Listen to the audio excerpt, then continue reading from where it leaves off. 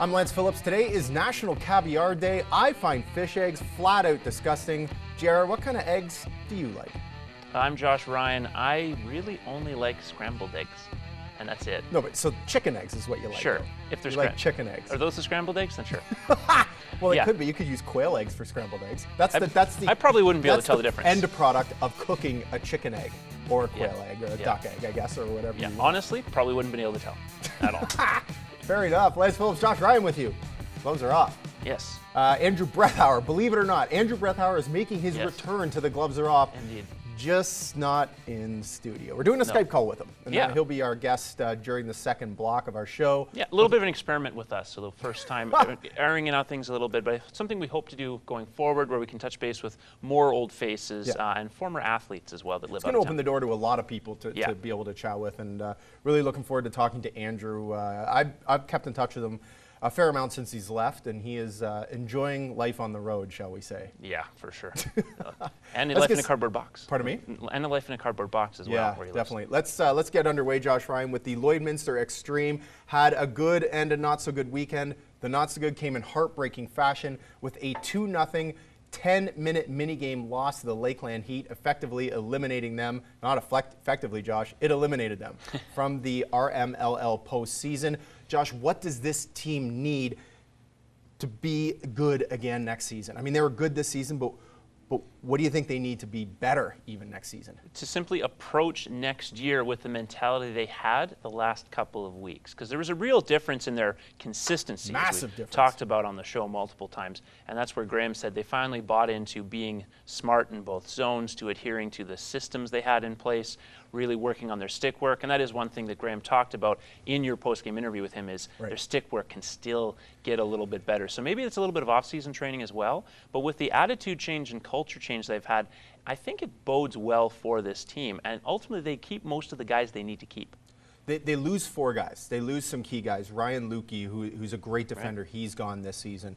But they keep a lot of really strong guys. The strongest is Kyle Boyer in goal. They keep him for another season. And Murray made the point to me afterwards that we're glad we need to have him back. He deserves a championship based off the way he's performed for this team over his first 3 years. And he's hoping he'll get it next year. Consistency is the key with this team. Yep. They were inconsistent for most of the season. The only time they really found that consistency was after the drubbing to Sherwood Park. And if they can continue what they did over the course of that time, they'll be fine.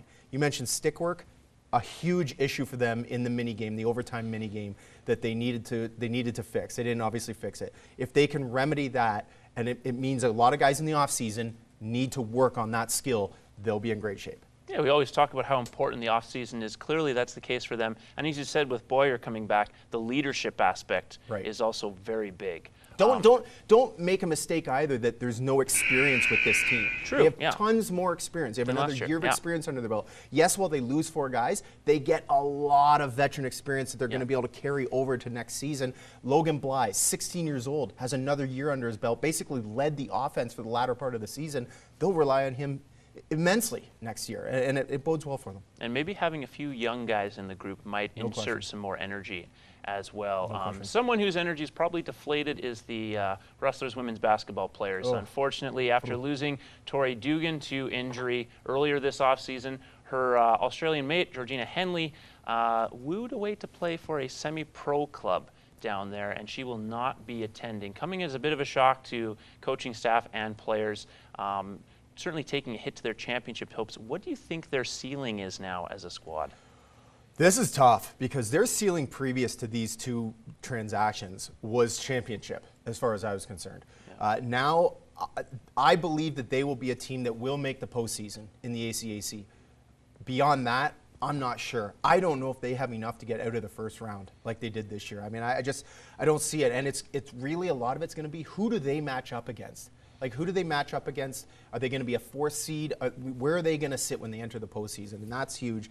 I just don't see a lot right now for this team. Now, again, we just talked about experience with the Extreme. Experience for the Rustlers. A lot of these first, second-year players now have another year under their belt. It might serve them well. Maybe some of the girls took time in the off-season to build some more muscle, to build some more fitness, their higher fitness levels. It's hard to say until we see them on the court for the first few practices and get a game or 2 under their belt. And that experience you talk about is going to be very particular with Angela Barron and a guy like Taya Paylor. Those two will probably end up sharing the point guard duties, and that didn't work out great for them last year. But the two did improve, and they both are coming in much better shape this year as well. So Chris King is definitely hoping that they continue to develop fast when they hit the fall this year in training camp, and that they can learn to run an offense there. He also has talked about experimenting with some other players handling the ball a little bit more as well. They still, remember, they still got bigger this year. They still got more athletic, and that could be an advantage in the North Division. And they have a full bench. Exactly. Who would have thought they'd have a full bench? I mean, those having 8 players on the bench murdered them last season. And we've talked about this at length, about having more players there. And being able to run out that full team really is going to help them. Like, I mean, it's huge. Especially when you can take Shania Magnuson off instead of playing her 30-plus minutes. Having multiple tall players at the center position really makes a difference in the girls' game. The Lloydminster Reapers and the Cold Lake Penguins joined forces this season on the rugby pitch in order to field a team, as neither team had enough players to do so. This past weekend, the Cold Lake Penguins held Super Saturday, which was essentially a Saturday chock full of rugby. Started with rookie rugby, finished with men's and women's games. But Josh Ryan, is what they've done up there in Cold Lake, these types of initiatives, are they enough to get these players out to play for these teams so they don't have to combine cities? I'm not sure they are. I think they're a step in the right direction, and I do think they could attract a player or two. I don't see them generating enough interest to make the recruiting effort change at large, because you still have the other factors of travel, cost, time, risk of injury is one we've talked about a bunch on the show. As much fun as this looked like it was, obviously you got to enjoy that with a little sun on your face, I don't think it's going to be enough to really make a difference, at least in the short term. You hit it bang on with short term. This is a short term problem, and while they may remedy the long term issue, having these young kids age 4 to 12 in rookie rugby is awesome, and they got a great turnout. I think they had 50 kids out. It could solve their long term issue. The short term is the problem. And they need to cater more to high school kids that are coming out of high school, that may be sticking around the area. They may go to school around here. They may want to play rugby. Maybe some kids that are out of school that are in their very early 20s that want to play some rugby. Those are the kids they have to cater to right now if they want this to work in the short term. I believe that the initiative they did for the rookie rugby is going to benefit them long term. And these kids were loving it. They're having a great time. And if they can continue to build that momentum, they'll be fine years down the road. But they need something now. And they've got to cater to those kids that are a bit older. Absolutely. And they still have an issue on the women's side of, only having one non-loss this year. They got a tie over the weekend. That's still a tough thing to do if you're not winning and you have to drive from Fort McMurray like some girls have to. That's a good point. That being said, those Fort Mac girls, the 4 of them that I talked to, loved it. They drove 5 hours down to play a 2-hour game and then drove 5 hours back, and they had a great time. It was a road trip for them. They spent a bit of a day down there. They really liked it, and it's a big problem in Fort Mac, maybe even a bigger problem, because there are no major centers near there to play rugby. So, hopefully in the future they can get this sorted out. Yeah, and hopefully in the future, for Milos Raonic's sake, he won't have to play Roger Federer in a big match in Wimbledon. Federer now becoming, I think, undisputedly the most winning player in the history of men's tennis. Already owned the record for majors. Now he has 8 Wimbledon championships, 19 majors total. Did not lose a set this year at the Wimbledon tournament. So, Lance, I'm assuming he's your GOAT if you had to rank him amongst all. How is he not? I mean, who's ahead of this guy? I mean, you might be able to make a case for Pete Sampras. I even had a guy earlier that said, somebody mentioned that Federer was the best of all time, and another person said, besides Novak Djokovic. No, Novak Djokovic isn't even in the running for this. I mean, it's got to be Federer. I mean, just listen to some of these things. So, as you mentioned, 8 Wimbledon titles, 19 Grand Slam titles. He's one of only 2 players to win 5 Wimbledon titles in a row. He did it from 03 to 07. Bjorn Borg, the other, 76 to 80. Another great player. Joins Bjorn Borg, as you mentioned, the only player to go through Wimbledon without losing a set. That's unbelievable. 93 career titles, 302 weeks. He was ranked number 1, and he went 237 consecutive weeks ranked the world number 1, a record that may never be broken. How isn't the guy number 1? Yeah, I would largely agree with you, but for the sake of devil's advocate, I'll play the other side. One thing that some people will bring up, even though it's a short sample, is Rod Laver. Played in a different era, but he's still the only guy in the general modern era of tennis to have won 4 majors in one season, something Federer wasn't able to do ever. Rod Laver won 200 career titles. And when you talk about Djokovic, while admittedly Djokovic I think is still out of the conversation at this point, a year ago I thought he would have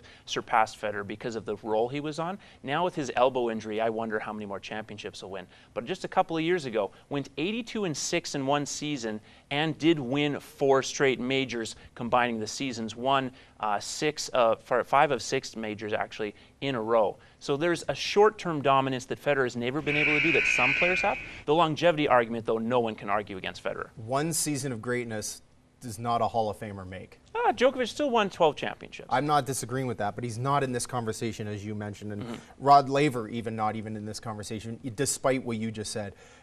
And we're seeing great stuff from Roger Federer right now. And he's 35. He's almost 36. Yeah. But he still has more to go. Even if he plays another couple of years injury-free, what else are we going to get out of this guy? What are we going to see this guy do over the next year or two? I mean, there's still a chance he wins even more Grand Slams. And I mean, if he keeps playing it the way he is, there's not a doubt in my mind he will continue to win more Grand Slams. Right now you have Andy Murray struggling mentally and Djokovic struggling with his elbow, and Federer seems to be at a higher level than Nadal right now. Yeah, I don't see anyone posing a challenge to him at the U.S. Open at this point. CFL Week 4 in the books, and we absolutely witnessed an officiating atrocity between the Toronto Argonauts and the Winnipeg Blue Bombers. It was horrible. Josh Ryan, what does the CFL need to do to get this officiating set? It's absolutely horrific right now. I think part of the issue, though, is just the amount of attention that was played off of that one situation. Obviously, with Karen Kuldis's $1 million gaffe.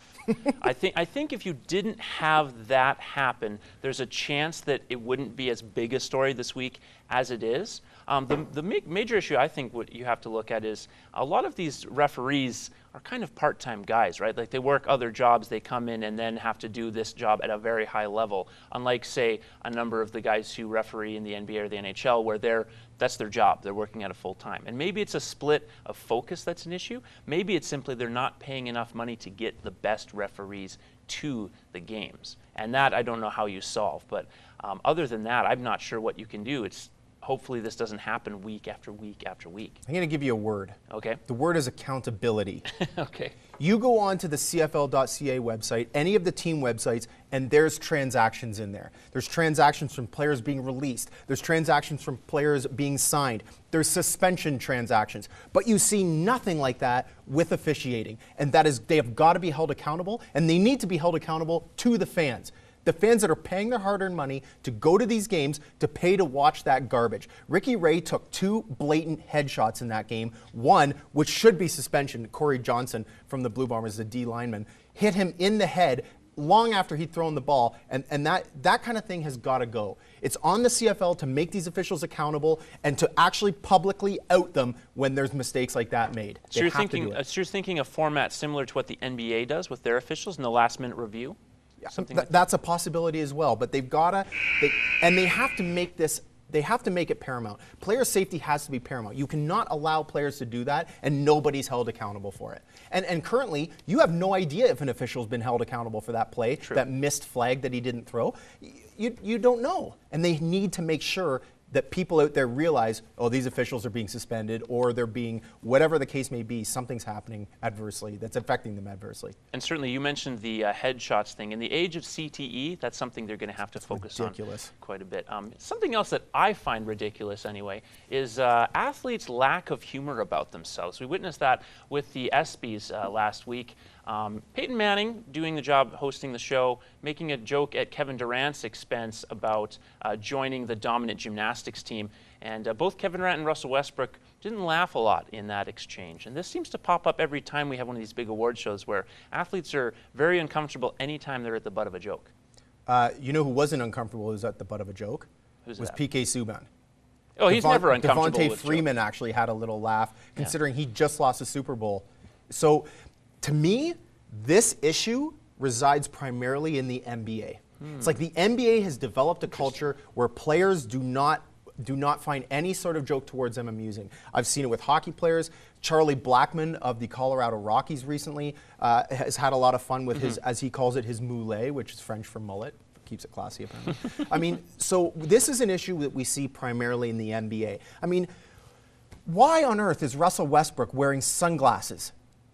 I mean, does he think it's cool in Doucheville? Like, what is he? Well, is it sunny in Doucheville? Like, Russell Westbrook has always been one of those unique specimens when it comes to fashion statements. What I'm saying is, this is an issue with the. It seems like an issue within the NBA that these players, a lot of them don't dress accordingly. A lot of them act somewhat inappropriately. And when it comes to like dropping humor on themselves, they want no part of it. And it should stop because it won't, but it should. Because guys like PK Subban, who were drinking champagne from the bottle, I mean, that's awesome, right? Yeah. You can't help but like the guy. Absolutely. That's what we want to see from your athletes. That's all right. One thing that maybe is an influence there is because the NBA is so star-specific, they're a little bit more filled with praise at all times. So they don't see as much criticism.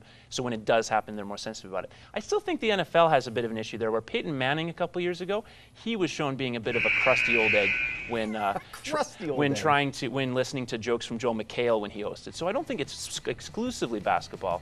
But yeah, there is a growing trend of that. I think it's just really, they're so insulated. They're just not used to the large criticism. Well, that's fair. I mean, they should be used to the large criticism, though. They especially should. Kevin Durant. I agree, they should. Especially Kevin Durant, who went to Durant, pardon me. I just don't think how can you not find that line funny? That was a really funny line. And Peyton Manning did a great job. Yeah, he did. Andrew Brethauer on the other side of the gloves are off. He's going to be on this screen right here. Stick around.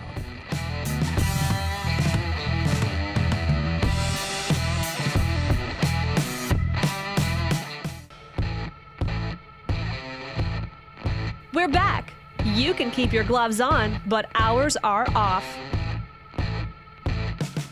Welcome back to The Gloves Are Off. Lance Phillips, Josh Ryan with you again, and Andrew Brethauer, longtime friend of the show, obviously. The guy who's here for 4 years, going to join us momentarily. Yeah, Lloydminster's favorite Grinch, or one-time favorite Grinch, anyway. We're going to discuss wrestlers, as we did earlier, get his take on it, find out what he's doing right now. That should be interesting. Yeah. What do you think he's doing right now? I think he's probably chilling because he likes to enjoy when there's actually sunlight outside. I feel like he's probably, bumming it, and he's living out of a cardboard box somewhere in Ontario. I don't know that for sure, but that's my guess. Okay, it's probably a fancy cardboard box, though. Very fancy. Yeah. Very fancy. So we're going to get his take on wrestlers. We're also going to get his take on the Liners National Championship that's coming to Lloydminster in very short time, at the end of July. So he'll have some perspective on that stuff from his time here. I mean, he spent 4 years. Yeah, so we saw a lot of different changes, both at the amateur level, the minor level, and then even the minor pro stuff you see with the Bobcats and even with the Wrestler stuff. Yeah, and then of course the Extreme that had a weekend to somewhat remember and somewhat forget. He's also going to chime in on that. So we'll actually pick him up right now. He's on the line with us. He's on the screen with us too. Mr. Brethauer, it's good to see you again, my man. How are things? How you doing, Brethauer? Good to see you guys as well. Well, how you look like you're not. That's a really nice cardboard box. That's the best looking cardboard box I've ever seen. And it's probably cost me. It's Ontario, so it's probably cost me more, plus electricity costs. It's expensive lifestyle I have here in Ontario. You don't need electricity. You've got light pouring in those cardboard windows. You're all set. We make do here, electricity's not cheap. You gotta get some cheapness in the money here. Come on now. Burn a lot of candles. That too. Gotta set the mood. Come on now. So listen, what is going on with you? Fill us in, because it's been a little while. Well, I've unfortunately left the sports game altogether. It's probably what everyone probably wants to hear, depending on what side of the fence you're on. Unfortunately, I went to the dark side of marketing communications, and I'm in Oakville now, doing marketing for a software company. So far, so good. It was a long 6 months of trying to find a job here, but hey, finally got something. I'm really happy. So you moved out of sports altogether. Was that a decision that you made because you had to, or is that one because you'd had enough? Well, I think we all know how the media field's shaping up in this world, and in Canada especially, where it's dying off. We're all having a lot of problems. Obviously, you guys there with your sports department, and if you look around Lloydminster and what's happened with the amount of sports people there are now, and that's kind of nationwide. So it was time to make a change. It's unfortunate to leave because I obviously love sports, especially in Lloydminster, but it was time to make a change. Are you still following, kind of the CFL and other pro leagues in town, or even some of the AJHL act? Can you still follow that stuff in your spare time? Well, what I follow in Lloydminster is the fact that my billboard was finally taken down about a month ago. It was taken down with a rope, by the way. They did pull it down with a rope. It was a solid 6 months. I'm pleading for the people of Lloydminster to undo this injustice and get the petition going. Let's save the billboard. Injustice. 4 years there, and this is what they treat me like. I don't know. It's funny. I was driving down the road the other day, and I was so used to seeing that billboard that I didn't see you on it, and I thought the whole construction of the billboard was actually gone. Because I thought. I drove actually, I went back up because I was like, where is that sign? And then I actually thought it was way over on the east side of town. So I drove way over to the east side of town as well and then realized he's gone. Finally he's gone. Did you have a tear? I did. You did. I did. Yeah. And then I had a tear, and about 5 seconds later, I was over it. So we're back. My eyes stayed dry. I don't know what that says about our relationship, but I know what you want to do right now. I know you want to give me a salute, don't you, from over there? Oh, someone will keep it clean. Hey, I managed to go 2 years on this show keeping it clean. We're not going to change that now in Ontario. Listen, let's talk Lloydminster sports, because I know you're still involved in the sports scene here to some extent. You write for the Prairie League softball, the girls' Prairie League softball. I know you've kind of kept up on Rustler stuff. And let's start in the land of Rustlers. Josh and I talked about it earlier. Yeah. The women's basketball team went from what was probably a championship caliber team to a team that may now struggle to make the postseason in the ACAC. Given the fact that they've lost their 2 key Australians, what's your take on what will happen with this team this year?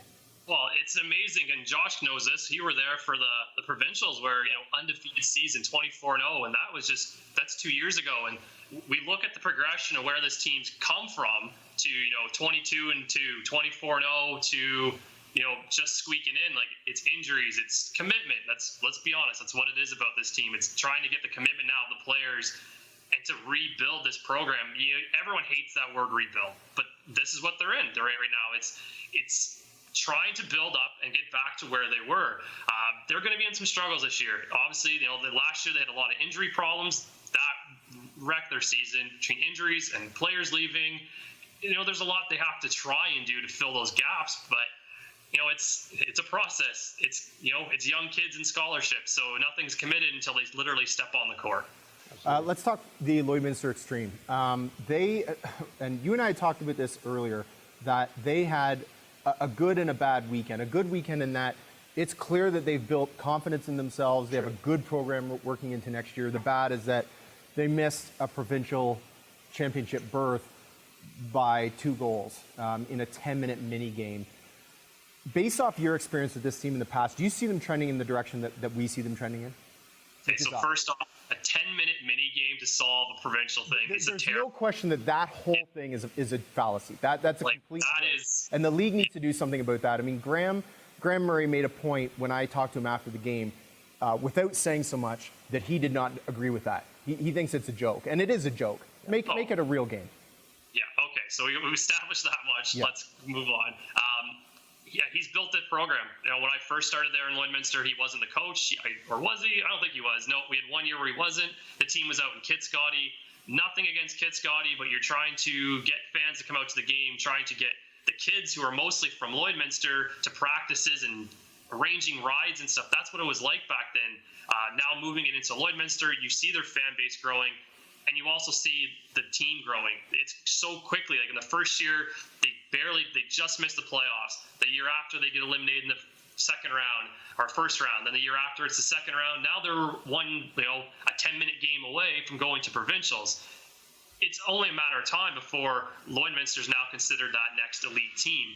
When Fort Saskatchewan left, it opened the door wide. And I remember Graham telling me that that's what he wants to be, the Fort Saskatchewan. So having that team, that's kind of caliber, and they're a great team, Fort Saskatchewan was, having them go and open the door for Lloydminster to go up. And he's done a great job of liaisoning with the Brute program as well and trying to get kids to come through the system and stay and join his team. Listen, last but not least, the Lloydminster Liners U18 team is going to be hosting the national championship here in Lloydminster at the end of July. It's a big deal, to say the least. It's a week-long tournament. You've been writing for the Girls Prairie Softball League, which involves many of the Liners teams, the A teams. What do you think that this tournament will do for the city? Well, you're hoping it's kind of like what the RBC Cup was. You know, obviously hockey's hockey. Let's not kid ourselves on that one. But you're hoping it brings another level, not just to the U18s. They've been there before. Most of them have been to a nationals before. But it's now showing the rest of them. You know, your U10s, your U12s, the U14s. Those girls are going to be there and see, oh, this is what nationals. I want to play in this tournament. Right. I want to be here as well.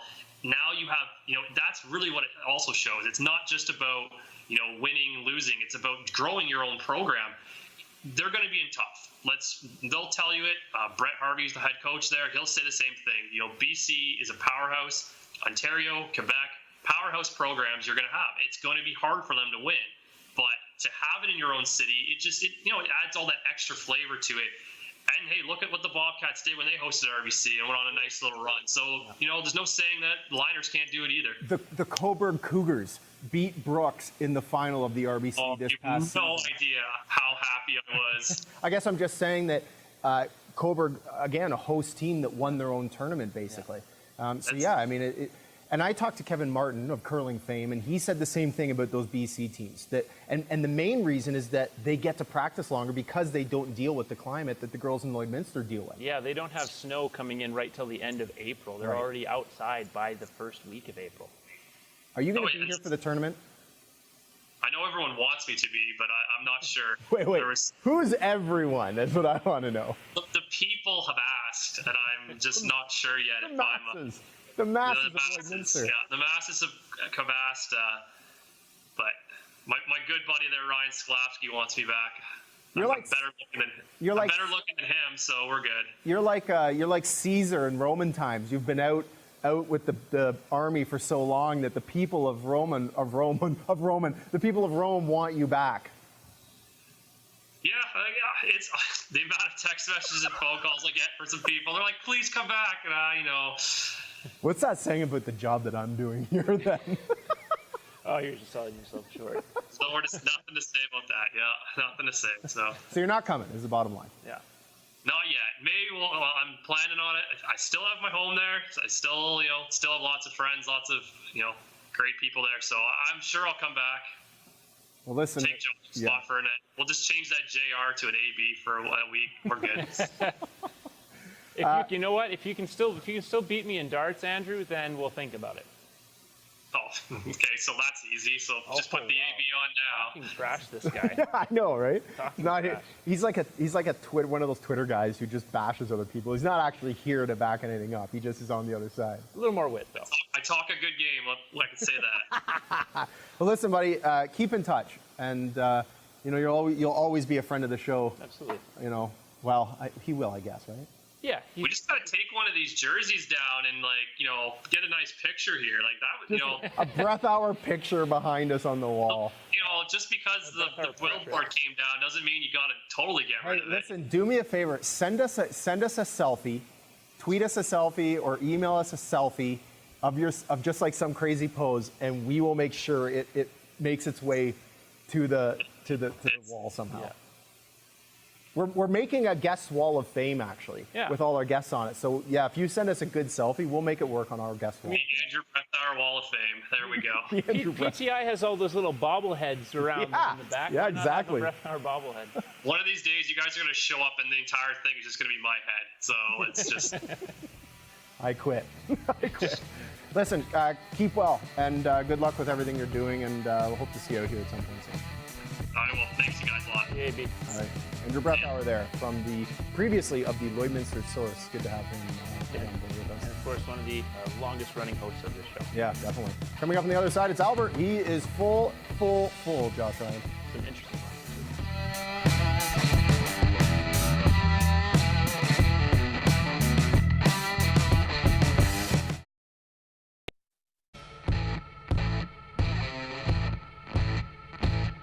We're back, and the gloves are still off. Heyo, what'd you think of Andrew Breathour? He's my favorite. He's my favorite Grinch, man. I love it. It's great to have him back. It was good talking to him. Yeah. Oh, I mean, he's. It's kind of a shame he's not in the sports world anymore. He hasn't. He does have a unique perspective on local sports too. Like, he spent a lot of time here, 4 years. Yeah, and I mean, like, some people see him just be critical, but he's critical in a very analytical way. Like, he really looks at what he's talking. Hey, Albert, chill out. We're coming to you. All right, here we go. Let's do this. All right, this is Chris King at King or Chris, who will be on the show as well next week. Yes, he'll be on the show next week. This week we have Ali Pilgrim, a second-year guard who works at the Besançon Agricultural Society as a summer student. # what we do in the summer. He's highlighting what his players have been up to, keeping in shape, although sitting at a desk keying on a keyboard is not. But they've also just been keeping busy too. I think that's the key thing. None of them have just taken the summer off. That's true. They've all been keeping busy, which is key. Here's one from the at Border City Jays. Here's a big picture of the winning team.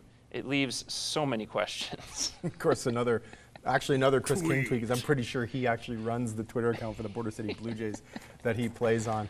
Roger Federer, at Roger Federer. Number 19 tastes great. Although he's kissing the trophy, he's not actually consuming the trophy. Yeah, maybe there's a little tongue in there. There's mail. Little French kiss. Yeah. It's not the French Open, Roger. Yeah, it would have been better if it was the French Open. This is a great tweet you pointed out earlier in the week. I think 3-on-3 ball will blow up with millennials. This is coming from former Newcat member at Claire Hanna.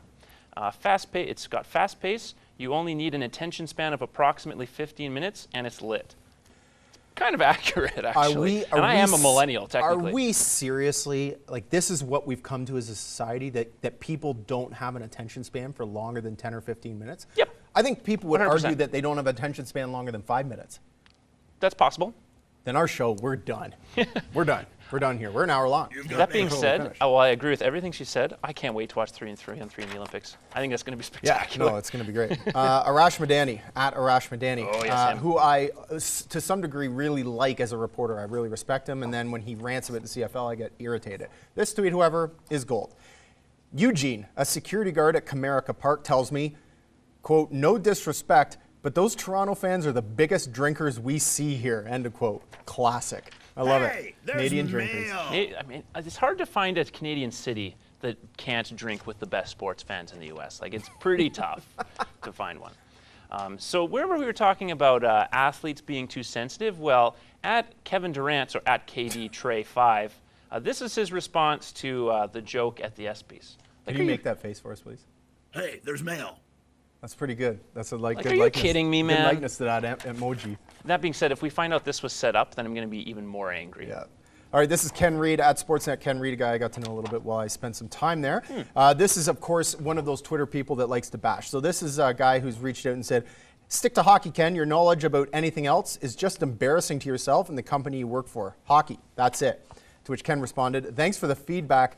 I won't be taking it. Nor should he. Like, the thing that drives me crazy about these types of people is that they would never come up to Ken's face and say something like that. But it's easy to do as a keyboard warrior. Twitter is a magical shield for all the trolls. Oh, you're not kidding. And that's the evil side of social media right there. For sure. And here's a great reporter I think we both like, at Michael Grange. Yes. If you're a decent person, why spend your dollars so Floyd gets richer? Read Son's note about Floyd beating up his mom. And that actually is an article worth looking at from Deadspin, rather. It is something that we didn't talk about on the show today, but I think it will be a talking point going into this Mayweather and McGregor fight. You know, these are two guys that are questionable ethics surrounding them, questionable past history, and we're going to pay all this money to support them. It does feel a little dirty. I can't understand it.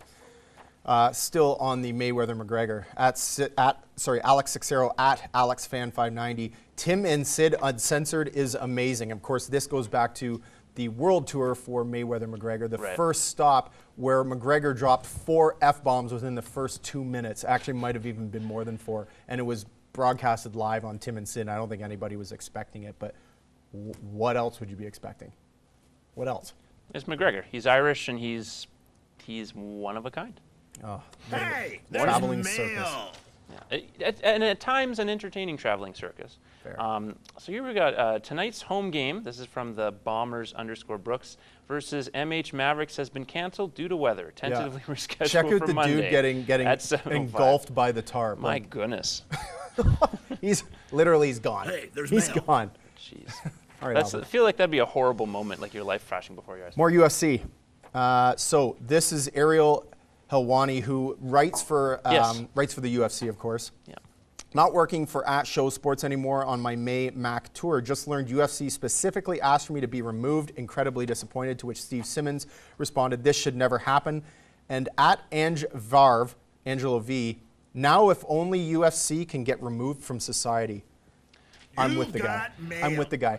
And this is Dana White. This has Dana White written all over it. So the guy shows up, he's got his credentials, he shows up expecting to be there writing for the UFC, and Dana White tells him, no, we don't want you here. This is the second time that has happened with Helwani as well. And it's simply because he will occasionally criticize something that he feels is worth criticizing. He's being a good journalist. And he's criticized for being a good journalist. The UFC could seriously fade from existence, and I would shed But zero Helwani tears. won't like that, though, because then he'll have to go get a different job. He loves the UFC. That's true. Bellator. Well, this is pretty summed up by possibly the worst call I have ever seen, That courtesy of strike @Flippin' is Bats. so far outside the strike zone, it's not even funny. Did you see how far out that thing was? Yeah, well, I think Tim and Sid saw how far out when they said, I know. Here's when you, well, I believe the quote was, when it's Friday and you just don't care about what you're doing. That's from the 2011 Little League World Series. That's old. crazy. It's old. It's old. We were talking about officiating earlier, man.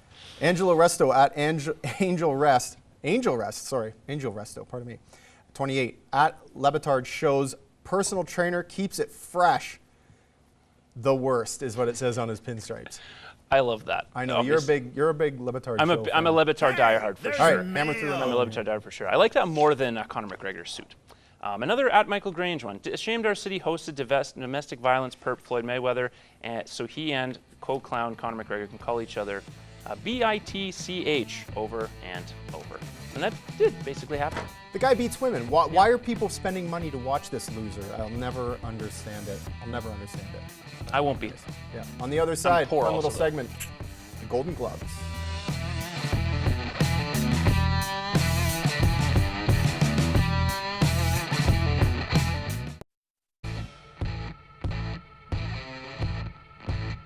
If you can't score, you might as well drop the gloves. So in honor of the most recent ESPYs, Yes. We have decided that here at the Gloves Are Off, it's important for us to acknowledge local talent, at least annually. I feel like this will be more than annually. We'll probably do this a Yeah, little probably do more than but maybe annually. we won't. Who knows? Josh, this segment really, the name is courtesy of you, and it's Golden Gloves. The Golden Gloves. And so again, we're going to take similar awards that were at the ESPYs and translate them here. So best male and female athlete, best team, best championship performance, a few other ones that we'll throw in there as well. Yeah, I like where this is going to go. So listen, we have a few here. We've each picked 3. Yeah. So let's have you start, Mr. Ryan. Okay, so I'm going to start with male athlete, and there were a couple of good candidates. One I was really thinking about was Stefan Kukovic, MVP in ACAC men's soccer, but I went with Austin McGrath. And the reason is simply the Bobcats probably would have set a record for worst Futility. worst Futility. season in the history of the AJHL without Austin McGrath as their goaltender. Did you say probably would have? Well, we Definitely would have. Until the proof is in the pudding, you can't say they would have. Of course. But yeah, Yes. they probably would have. I mean, McGrath, he was fantastic from start to finish, not only from just being consistent, but he was spectacularly consistent. And that, of course, earned him a scholarship at Cornell University, which we hope to wish him well and hope he does really well during that season. Another I guy. think he backstopped a bad team to almost making the playoffs. Another guy that we could feasibly have on our Skype call, which Yes. we look forward to Yeah, I having. would love to have him. Yeah, I mean, that's a great selection. I mean, how can't you select the guy? He was the Lloydminster Bobcats. He was the Lloydminster Bobcats. Without him, they are the measure of futility. They nearly were the measure of futility in the AJHL. And without him, I have no doubt in my mind that they're the team that goes down with the worst record in the history of the Alberta Junior Hockey League. Absolutely. No question about it. Best moment. We're going to talk about the best moment right now in sports over the past year, and that comes courtesy of the Bonnyville Pontiacs. the best moment was when the Pontiacs retired the jersey of number 11, John Kalinske, who played 2 seasons with the Pontiacs, of course, played in the NHL with the Philadelphia Flyers. A really fantastic moment. The whole family is there. A lot of raw emotion at that evening, and I was present and privy to it. And it was really great. And a guy who played just 2 seasons, who now lives back in Bonnyville, in John Kalinske, really was moved by what the Pontiacs did. And I think it really just speaks to the class of the Pontiacs organization and what they're developing there and what they're doing there. And that to me is the best moment that I saw this past season. Yeah, I love your selection. There were a lot of great moments in Lloydminster sports this year. I mean, you had obviously the championship with the Rustlers, the tribute to Rod Kirby, a lot of great moments. But I think it's nice to see something like this that isn't necessarily an on-ice or on-field thing, but has more meaning in a way than what you see with the on-ice and on-field. And like you said, there's a lot of runner-ups. I mean, and I'm not trying to just stick with the Pontiacs here, but another one could be Rob Hunter calling his 700th AJHL game. Yeah, and the Pontiacs, giving him an award for that, or recognition for that. There's lots of great stuff there. Yeah, I'm on board with that one as well. We're now going to shift to best team, and despite a few teams struggling this year in the Border City, there were a lot of championship caliber teams as well, and a couple of championship teams.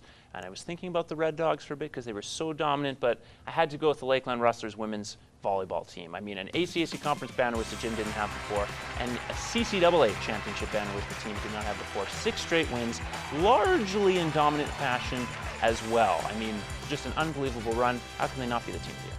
Tough choice there, right? I mean, the Red Dogs have gone dominant. 2 straight seasons where they haven't lost a game. And realistic, when we talk championship teams in the Border City, there haven't been many. Yeah. There haven't been many, and this is that's a great decision. I mean, it's an excellent choice. It's a tough one to make. And what really swayed me was, as great as the Red Dogs and as dominant the Red Dogs have been and were this year, I mean, it was a national championship. That makes it something else too. Let's talk about Female Athlete of the Year, Mr. Ryan. Female Athlete of the Year comes from the Lloydminster Comprehensive High School, and that is Soleil Gao, an absolute standout when it comes to the badminton court. She was fantastic in both singles and doubles, making her way all the way to provincials, and she's somebody that won Athlete of the Year actually at the comp, and in my mind is someone deserving of winning that. And again, another tough choice.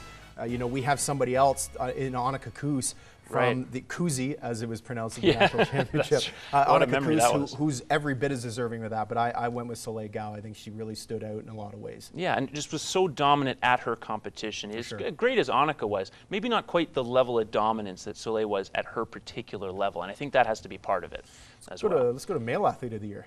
Which we already did. I'm Paula. Pardon me. I'm sleeping over here. But we will stick on the same topic, though. Annika Koos is my selection for championship performance of the year. It's okay. The transition still works. Still works. There's a couple of great performers in championship games this year, especially with the Lakeland Rustlers volleyball team at nationals and at provincials. But at the conference championship match here in Lakeland College, 14 kills, 16 digs, a few aces as well, and the tournament was the tournament final MVP. Didn't win the tournament MVP, was the finals MVP. I mean, what more you can do at that stage as a player? So that's their championship performance. Good choice. All right. Should have been tournament MVP, by the way. Let's just put that out there. I think Laura was a deserving MVP. But Breakthrough Player of the Year comes courtesy of the Red Dogs and Anton Amendrud. I like this choice. A 14-year-old kid who's playing midget football in the quarterback position, which is arguably the most important position on the field. I believe it actually is the most important position on the field. 100%. And help this team to a championship. And that's an incredible feat. He's still eligible to play bantam, which is unbelievable. And here he is. He's the future of the Red Dogs at the quarterback position. And as a 14-year-old doing what he's doing, that's a real breakthrough in my mind. Yeah, because he's getting with guys. There's such a gap between grade 10s, grade 12s with the amount of physicality there is. To be so poised as well at that age really bodes well for them next year. The Red Dogs as a whole just have a lot of talent that, How do you beat these guys years down the road? I mean, I'm not sure because they just keep churning out elite players. Over under 4 years until they lose a game. Are you going to take the over or under on that? I'm going to 4 take years the under now. on that. I mean, they're going to lose within 4 years. That's I might take the over. I think it might take 5-6 years before they lose. Yeah, I don't know, man. Pretty But anyways, on the other side, we're going with what's bugging you, and I love what's bugging you because I got something that's bugging me. What is it? Not quite as passionate as you, but it should be good.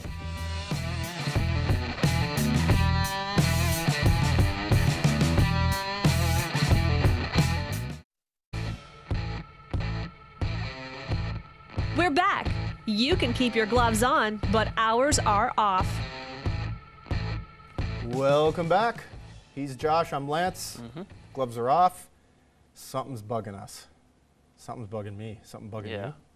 Yeah, I'm not sure it bugs me as much as the thing that bugs you, but bugged still bugs by you. this. Yeah? It's bugging me. Okay, you bet. Let's just release the hound. Let's go. What's bugging me is the CFL schedule, specifically for the Ottawa Red Blacks. How on earth, CFL, can you make a team play 3 games in 11 days? First of all, July 14th, which just happened versus the Edmonton Eskimos. July 19th, they're in Ottawa to play the Alouettes, and July 24th, they're back in Toronto to play the Argos. So not only are they playing in three games in 11 days, they're playing in 3 different cities. It's dangerous. It's totally nonsense. And this is how players get hurt. And if you want to stop head trauma and you want to stop long-term cognitive problems, football's a sport that actually delivers to that. Stop making people play 3 games in 11 days or 4 games in 21 days, which is basically what they're making them do as well if you add their next game in. It's insane. And it's totally ridiculous that the team should even have to go through that. And the team, of course, is saying, we're going to battle through, we're going to make it work. You don't make it work. CFL, smarten up. That's absolutely insane. There's no need for that. That's bugging me. As I said, I'm glad I released the hound early. It's ridiculous. All right. Mine is totally off the beaten path from what you were just talking about, but we kind of visited it earlier. It's the mania around this Conor McGregor-Floyd Mayweather fight. Over and over again, we're seeing the highlights of this bleeped out profanity and insults thrown back at each other on national media. We have all these journalists who are saying this is a bad thing and this is, not good for kids to see, and why are we celebrating this? And stop talking about it. Stop putting it on national TV over and over and over again and putting it in a highlight package, which essentially allows you to see something as like a play-by-play. You're not just showing, oh, this is a story. This is a story that we're showing you intimate details of, and it's putting people on the forefront of it over and over and over again. If you really care about whether or not a guy is a wife beater or a racist, then stop promoting them and glorifying this event that's ultimately going to take millions and millions of dollars away from taxpayers all over the world. You couldn't pay me, first of all, to watch that fight. Secondly, there's no way I'm paying $100 for a pay-per-view for that. No chance. It's a joke. It's a joke. And the fact that, as you mentioned, a great take, by the way, that they're glorifying a wife beater in Floyd Mayweather is absolutely insane. And my hope for this whole thing, is they both get brain damage from knocking each other out at the same time. That's my hope. That's a hint harsh, but I see where you're coming from. I'm pretty passionate about it. Thanks for watching. See you in 7. See you next week.